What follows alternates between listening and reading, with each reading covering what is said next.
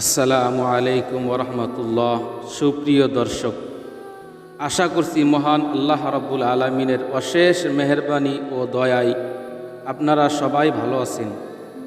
প্রিয় দর্শক, অনেক সময় দেখা যায় মুয়াজ্জিনের সুমধুর কণ্ঠে সুরে আজান ভেসে আসে, আল্লাহু আকবার আল্লাহু আকবার। তখন আকাশের দিকে মুখ করে কুকুরগুলো ঘেউ ঘেউ করে ডেকে ওঠে।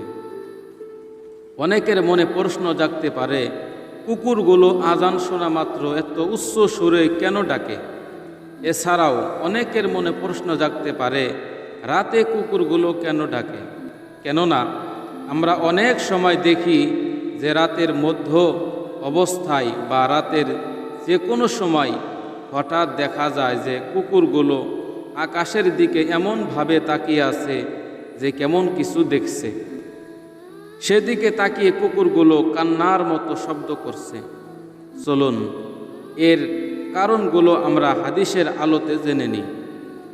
বিষয়টির সম্পর্কে জানলে আপনি অবাক হবেন যে রাতে কুকুর কেন কাঁদে বা কেন ডাকে। রাতের বেলা কুকুর ঘেউ ঘেউ করে এ বিষয় হাদিসে এসেছে। জাবির ইবনে আব্দুল্লাহ রাদিয়াল্লাহু তাআলা আনহু থেকে বর্ণিত, নবী করিম সাল্লাল্লাহু আলাইহি ওয়াসাল্লাম বলেছেন, রাত্রের বেলা তোমরা যখন কুকুরের ঘেউ ঘেউ শব্দ এবং গাদার ডাক শুনতে পাও তখন আল্লাহর কাছে আশ্রয় প্রার্থনা করো, কারণ এরা এমন কিছু দেখতে পায় যা তোমরা দেখতে পাও না। রাতের বেলা তোমরা আল্লাহর নাম স্মরণ করে ঘরের দরজাসমূহ বন্ধ করো, কারণ আল্লাহর নাম স্মরণ করে বন্ধকৃত দরজা শয়তান খুলতে পারে না। তোমরা কলসিগুলোর মুখ ঢেকে দাও, মশকের অর্থাৎ চামড়ার তৈরি পানির পাত্র মুখ বেঁধে দাও এবং পাত্রগুলো উপর করে রেখে দাও।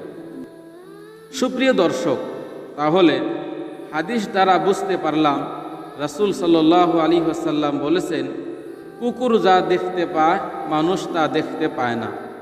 কুকুর শয়তানকে দেখতে পায়, এজন্যই পরক্ষণে বলেছেন, অবশ্যই রাতের বেলা তোমাদের দরজাসমূহ বন্ধ করে দাও বিসমিল্লাহ বলে।